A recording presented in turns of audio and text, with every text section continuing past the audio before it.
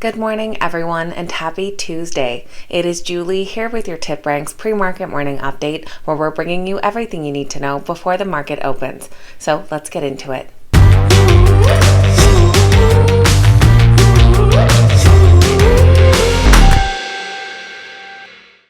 Alright guys, welcome back. Thank you all so much for being here. I hope you had a fantastic long weekend. As usual, this morning we'll be taking a look at exciting stock market news, notable earnings reports, and the morning's biggest gainers and losers. Also, don't forget to stop by TipRanks TV to catch some of our great exclusive stock series as well. The link will be down in the description. Now let's jump right into this morning's exciting stock market news. We are starting the week off with U.S. stock futures in the green, following comments from President Joe Biden, who said that a U.S. recession was not inevitable. Currently, Dow futures are up 1.5%, and both the NASDAQ and S&P 500 futures are up 1.66%.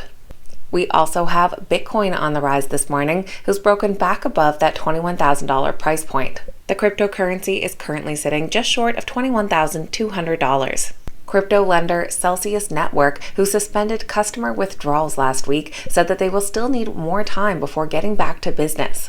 In a blog post posted on Monday, they said it's been 1 week since we paused withdrawals, swap, and transfers. We want our community to know that our objective continues to be stabilizing our liquidity and operations. This process will take time. We plan to continue working with regulators and officials regarding this pause and our company's determination to find a resolution. We're pausing our Twitter Spaces and AMAs to focus on navigating these unprecedented challenges and seeking to fulfill our responsibilities to our community. JetBlue has once again sweetened its offer for Spirit Airlines, now offering $33.50 per share. The offer is an increase from the previous $31.50 offered and includes stronger regulatory commitments, a prepayment of $1.50 per share to shareholders if they vote to combine the two airlines, and a $350 million payment to Spirit if the deal fails to go through. Currently, Spirit Airlines is rated a moderate buy with an average upside of 22%, while JetBlue is currently rated a hold with an average upside of 70%. Apple Store workers at a store in Baltimore have voted to unionize. Calling themselves the Apple Coalition of Organized Retail Employees, or Apple Corps, they become the company's first to organize amid a national labor movement sweeping through the technology and retail industries. Apple has 272 U.S. retail stores with approximately 65,000 employees. They recently raised their hourly pay to $22 an hour, though workers at retail stores have been asking for more. The stock is currently rated a strong buy with an average upside of over 41%. And CloudFlare has fixed a widespread outage experienced earlier this morning.